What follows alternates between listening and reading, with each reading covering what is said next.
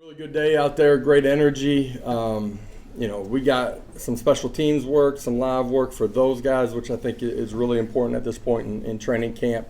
Really like what our specialists have done up until this point, but really good for the guys that are covering our blocking to get some live work. Offensively and defensively, really good day. I think we got out relatively clean today too, and which is important. But I thought defensively, great energy, great effort. In particular, really early in the scrimmage, did a great job against the run early too, and got off the field on some third downs. And offensively, create some plays on the back half of the scrimmage, run game, and a couple plays in the pass game too. So, all in all, really good day. We got a lot ahead of us. We got to grow, and that starts this afternoon when they come back to us too. But all in all, really excited about what happened today. Open it up. Coach, could you talk about where you were at center today, what you saw out of center, and kind of what's the latest on Cooper's situation? Yeah, I figured somebody would go right to that based on. Yeah, that's right. You're the senior guy in the room, so it goes to you. Is that, Coop had a minor procedure late yesterday, and he'll be back. He'll be healthy as we get close to kickoff. Anticipate that being a couple-week deal. But today we rotated through a bunch of guys. Ollie, Parker Ball, young guys, Vyson, Addison Nickel, and those guys are all competing for those spots. All of those guys have taken some reps, even when Cooper's here too, as we continue to look for that backup center spot. Brent and Ryan. Austin and Ryan. I guess that's kind of Joe today, just kind of from an operations standpoint. And then how did Ollie do from an operations standpoint at center? Just because he's kind of getting shoveled in there now, having played a lot of guard, not much center. Yeah, Ollie really smart, played a lot of football, has played multiple positions, has repped at the three interior spots since the time that we've gotten here. He's been really good. The communication, the mechanics, us being able to play with tempo the way that we want to when it presents itself. It's been really easy for him to transition inside. Joe, I thought operationally was really good. There's some situational stuff that we can be better, coming out situation. We did some 4-minute things at the end as well. So it's a great opportunity. Coaches are completely off the sidelines. Coaches are up in the box. Guys got to learn how to operate in between the white lines. So there's growth in that way for Joe. All in all, really pleased with his decision making. What he did with the football all day long, his command. Josh, I'm assuming we didn't see a lot of Wesley Walker and Tamari McDonald today. What's their status right now, and just where things in the secondary right now with the health situation? Yeah, those guys are in a good spot. We've held them here the last couple of days. Nothing long term, just based on loads and what they've been doing. Wanted to protect them today. Those guys will be with us here as we move forward. Those guys have played really well in the secondary, and anticipate them playing at a really high level as we keep pushing forward. Rob, then Brent. Coach, receiver, did anybody stand out, and how close are you to, I guess, maybe narrow it down to what your rotation might look like? Yeah, I think the rotation piece is going to be a little bit fluid with all of those guys. Some of our young guys continue to grow and make some real strides too. Chaz Nimrod, Caleb Webb.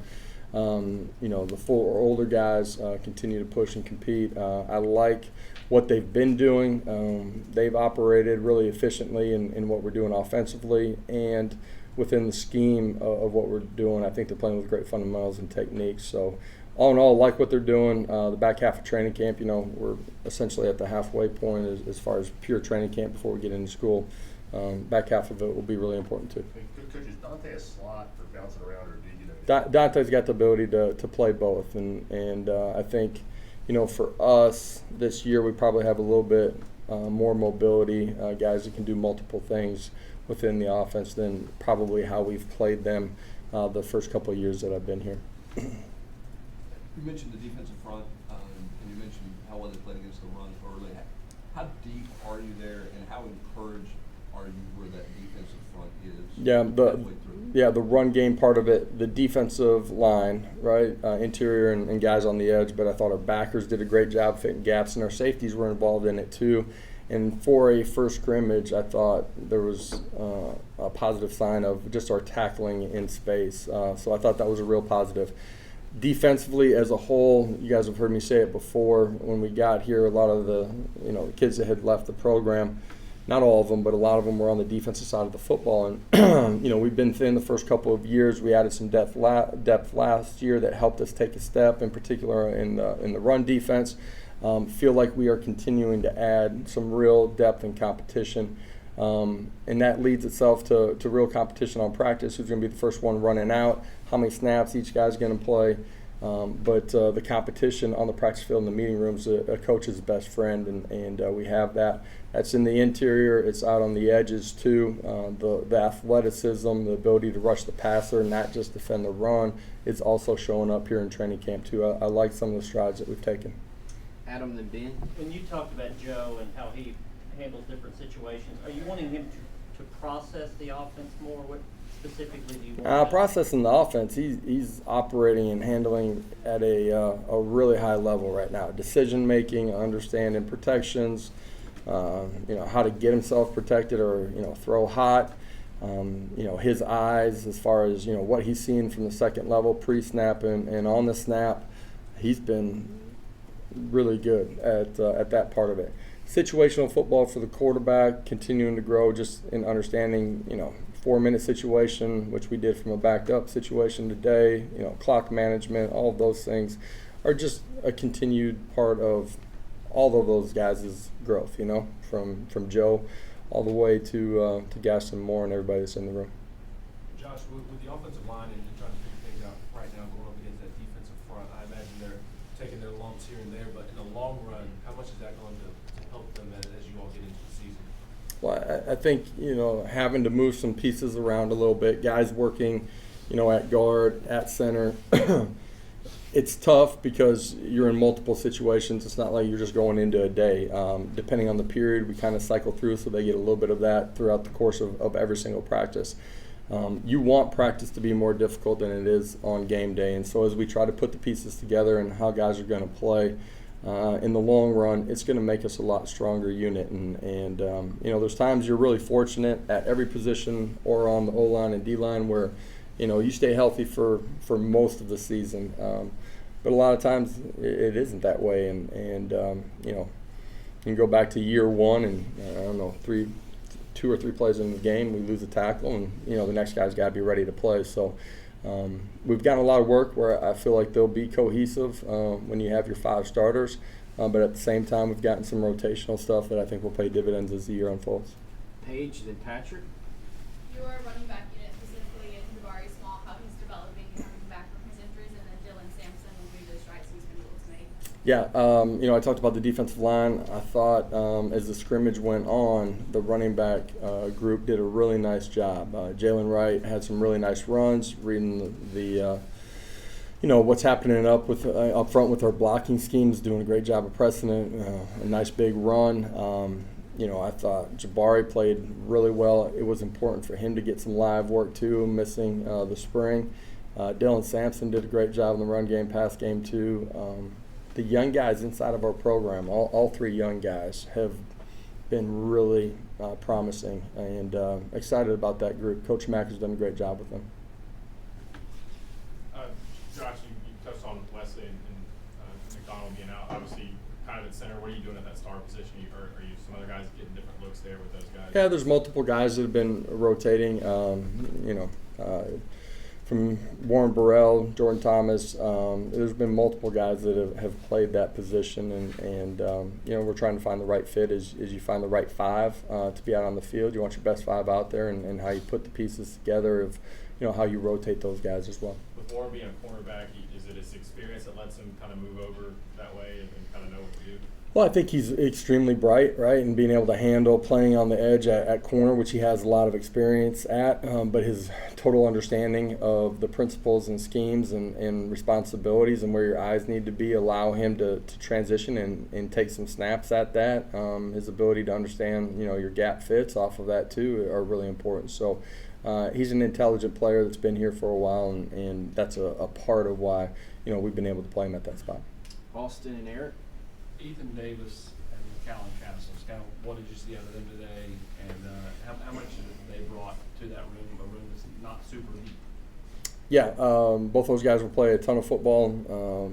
At this point, really believe that both of them will play at a really high level when they're out there on the field. McAllen and really both of them are, so much further ahead than they were when they finished spring ball. Both of them are seasoned in what we're doing offensively. McAllen's been really good out on the perimeter. Ethan Davis is too. It's really natural for those guys to be playmakers out in space. That's true today. It's been true through the first 7 practices before we got out here too. Have the ability to be dynamic in the pass game. Both of them have gotten really comfortable and continue to grow inside the core too. Callie, I thought yesterday was his best day inside the core. Really pleased with what those guys are doing. Here. As you work through fall camp trying to find, 5 guys up front, cohesiveness and all that, how valuable are guys like Gerald Mitzi and Dane Davis have versatility, can flip sides, maybe even slot inside of you?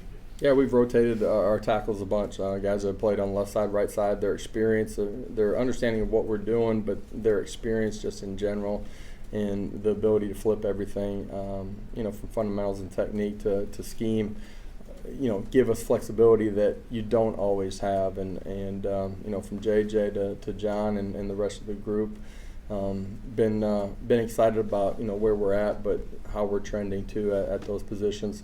They compete really hard every single day. They compete with each other, but they do it in a really positive way. That O-line group's extremely tight, and I think you guys have seen that here the 3 years that Coach Ellerby's been here.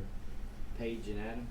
Coach Ellerby spoke pretty highly of Sprague, saying that he's probably going to be one of the guys that makes the biggest jump on tape this season. Did you see anything special out of him today, or just kind of through fall camp as well? First of all, he's got great energy every single day. He's the same competitor. That's a part of why he's climbed personally, but he's got great influence on the offensive line unit, but our offense in general, and really our football team. He's a huge part of the energy that we have at practice every single day. He's been hyper focused on how he can grow to be the best player that he can be.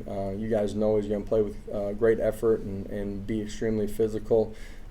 Off season continue to change his body. Fundamentally, I think he's continuing to grow. In particular, I think that pays dividends in pass pro situations. I'm sure you want to be patient with Nico because he's a freshman, but you want to push him because he's the backup. What's your philosophy on balancing those two things?